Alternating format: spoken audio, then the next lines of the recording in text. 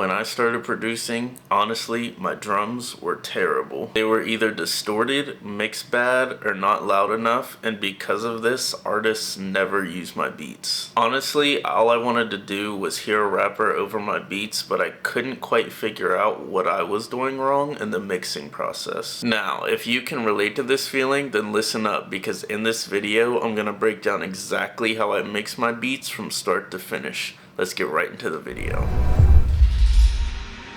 So first, here's the beat I'm breaking down before it's mixed.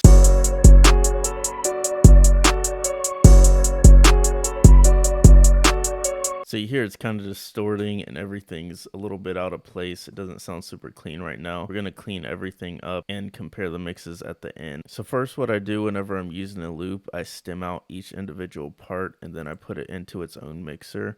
I just put the number onto the number on the mixer, just like this here. And then after the last melody patterns, when I start my drums, and then I just assign them like that. So now everything is assigned to its own mixer channel. Next, I want to make sure I put the soft clipper on the master, and I just leave it alone and make sure it's the very last thing on the master channel. And then I like to do this, I just put an EQ and I boost the highs 2 decibels and the lows about 0.5. Now here we're going to level everything. Let's get to the melodies first. Let's start with this piano.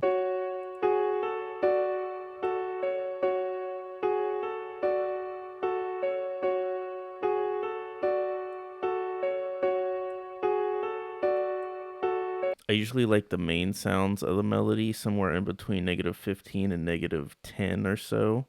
It's okay if it reaches -9. I just don't want it much louder than 9. And then the counter melodies I usually have a little bit lower than the main.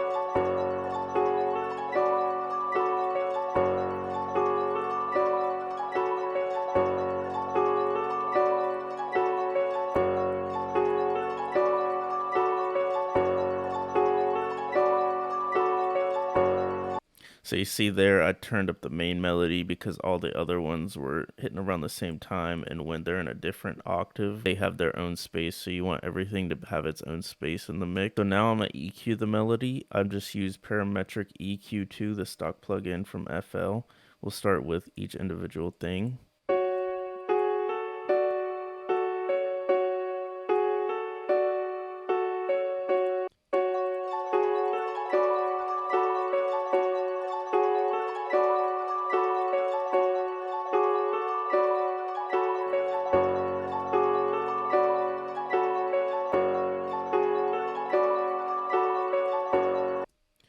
For low pianos like this, sometimes I'll just automate the clip where the piano in the beginning, it doesn't have EQ, but once the drums come in, it does have EQ.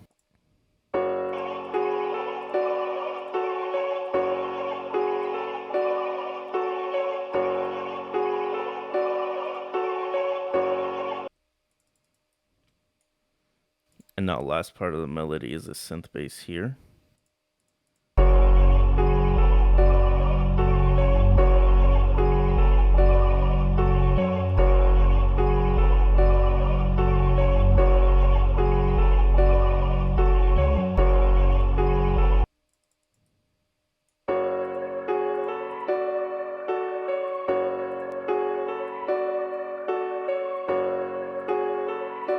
Now let's get started on the leveling and EQ of the drums. So really, I don't EQ much of the drums. You don't have to, but it's really just leveling and put them in the right place. So let's start here with the hi-hats.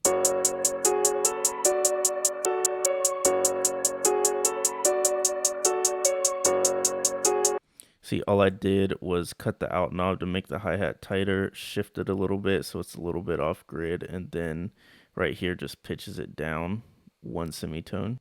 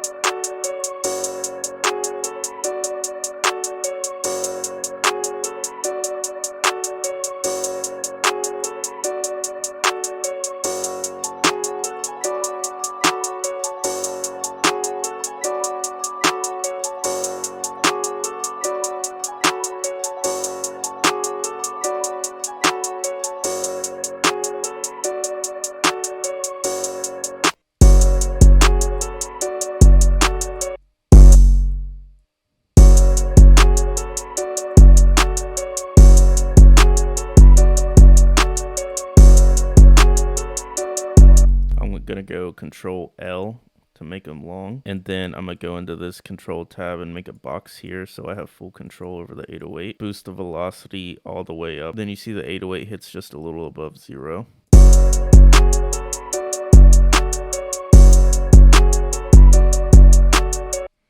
Now for the kicks, I turn up this channel knob for my kick all the way. Then I boost the velocity for the kick all the way to make it cut through. And then I have my kick hit above the 808 so it peeks through. I don't do like a limiter or like anything like that. No effects on the drums at all. I just have the volume hitting and it's all leveling.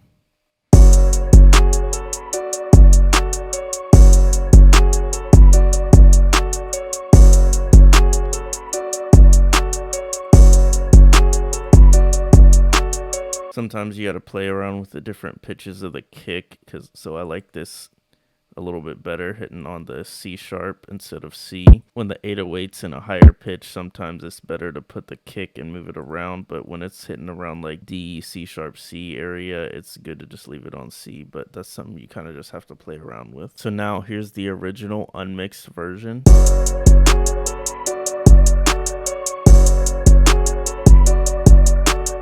And now here's the final mix version.